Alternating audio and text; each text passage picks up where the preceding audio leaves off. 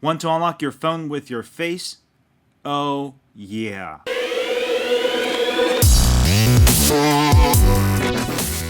I had the pleasure of touching and fondling the all-new Samsung Galaxy S8 and S8 Plus for almost 2 hours at the New York City launch event today. In this video, I'm going to highlight some of the cool features I experienced. First, let's talk about the design. The Galaxy S8 features an infinity display with bezels that are almost disappearing into Netherland. Both Galaxy S8 and S8 Plus feature volume buttons on the left with an extra button for its new AI Bixby. On the right, you'll find a power button. On the bottom, you'll find a 3.5mm headphone jack, USB Type-C, microphone, and speakers. On top of the device is a micro SIM SD card tray, along with another microphone. As far as the design goes, the S8 and S8 Plus have gotten much longer than last year's S7 and S7 Edge with less pronounced edge curvature. The S8 Plus feels much slimmer than the S7 Edge while its screen is much bigger at a whopping 6.2 inches. The phones will launch with 5 different colors for the international market, while the US will get silver, gray, and blue. The silver can reflect colors beautifully, making it look white sometimes, while the gray can also reflect different colors like you see purple being reflected here. How does it feel? Well, feels great in the hands. A lot slimmer than the S7 Edge from last year, while the screen has gotten much longer and bigger. The Galaxy S8 and S8 Plus feature a resolution of 2960 by 1440. It actually defaults to 22 by 1080 to save battery life. You can also downscale it to 1480 by 720, or you can use it at its full 2960 by 1440. The phones run Android 7.0 Nougat out of the box, and starting this year you will no longer find a physical home button, rather soft keys. Also, the launcher now acts more like a stock Android Nougat launcher, as you can easily swipe up to access the app drawer. Both phones are definitely not one-handed device, as I had trouble reaching the top of the screen with one hand. Rather, this is a phone you should enjoy with full 2 hands. The Galaxy S8 and S8 Plus come with a multitude of security options including face recognition, fingerprint sensor, and iris scanner. The fingerprint sensor has also moved to the back of the phone by the camera, and this may prove to be hard to reach if you have short fingers.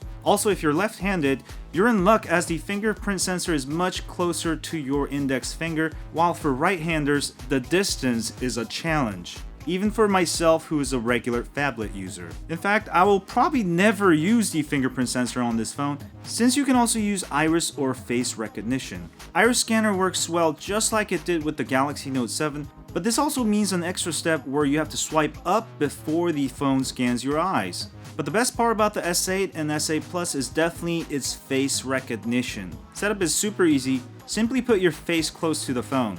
Once set up, simply hit the power button to wake the phone and voila. While Samsung has added more features, I find the face recognition the best way to unlock without fuss. Samsung has also launched Bixby AI that will recognize and learn from your actions. While this is still work in progress and I could not test it fully, you can see that it works very similar fashion to Google. You can swipe to the left and see the latest weather, news, themes, reminders, emails, your heart rate, etc, etc. Once Bixby is fully functional, you'll be able to easily use voice commands to do things like sending the map locations to your family and friends, and also Bixby should be able to recognize photos and give you meaningful translations. Camera has slightly improved from last year, although it is still a 12 megapixel shooter. Its dual pixel technology is impressive as it recognizes faces instantly. Even in this crowded environment, the camera is able to focus on people's faces quickly. I did also do a bunch of tests, walking tests, and uploaded them, so check out my video test that I did earlier today. Lastly but not least, you can also grab the DeX, which is a dock that turns your S8 or S8 Plus instantly into a desktop computer. With the power of the Snapdragon 835,